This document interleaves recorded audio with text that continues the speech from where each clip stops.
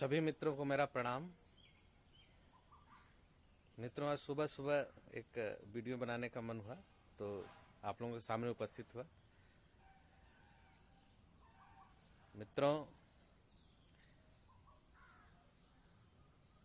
दक्षिण में एक संत हुए थे साईनाथ। उन्होंने बोला था कि श्रद्धा, सबूरी और सबका मालिक एक है।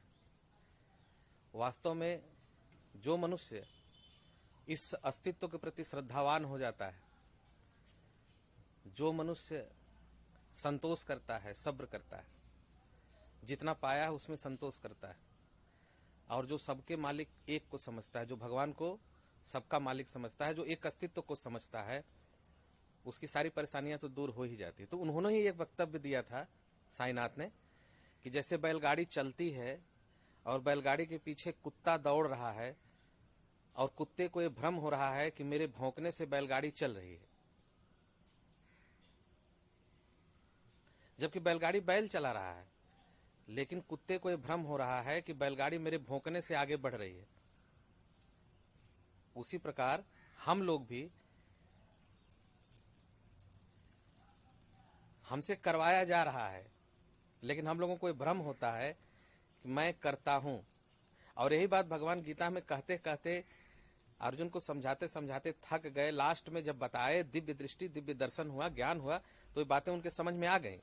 लेकिन तब तक ये समझ में आ रहा था कि मैं करूंगा, वृद्ध हत्या करूंगा, ब्राह्मण हत्या करूंगा, न जाने क्या क्या करूंगा। वो बाद में जब देखे कि आई एम नॉन डूअर, मैं अकर्ता हूं, मेरा कर्तापन से कोई संबंध ही नहीं है, शरीर मिट्टी है, मिट्टी में मिल जाएगी। आपको बताया कि 2-4-10 करोड़ कमा लिए, मकान बना लिए, बिल्डिंग बना लिए, क्या मतलब है उसका? सब पंच महाभूत में मिल जाने वाले हैं। करके भी कुछ नहीं किए और नहीं भी करके कुछ नहीं किए। हाँ, लेकिन या तो तनाव में मरिए, जुटा के मरिए, परेशान होके मरिए, या तो शांत होके मरिए, प्रसन्न होके मरिए, है कि नहीं?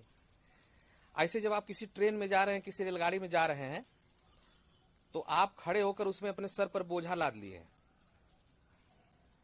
अगर बोझा फेंक भी दे रहे हैं ट्रेन में, तो भी बोझा को भी लेके आप जाएगा और आपको भी लेके जाएगा। लेकिन आप उस बोरी को अपने सर पर रखे हुए हैं और बोल रहे हैं कि मैं ढो रहा हूं। अरे छोड़ दोगे तो अस्तित्व तो अपने आप लेके जाएगा, जैसे आपको अस्तित्व लेके जा रहा है, आपके हार्ट बीट को लेके जा रहा है।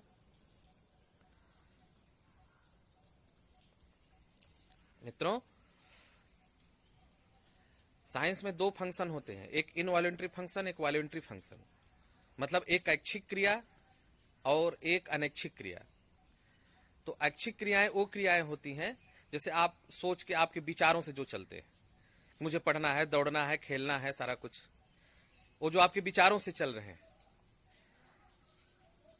वो आप विचार आते हैं, सामाजिक दृष्टिकोण बनते हैं, उसमें भी कभी चर्चा करेंगे। कई चीजें होती हैं, तो वो विचार को पकड़ लिए तो चल दिए, नहीं पकड़े तो जाने दीजिए, साक्षी भाव में है। लेकिन एक होता है इनवॉलंटरी फंक्शन, जो सबसे ताकतवर होता है, जिसको कहते हैं अनैच्छिक क्रिया।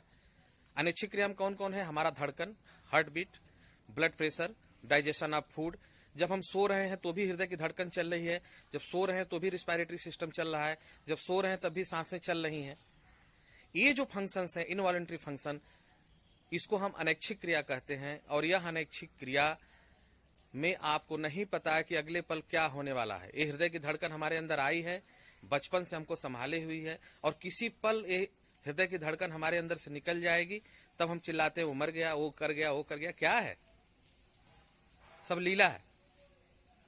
You are non doer.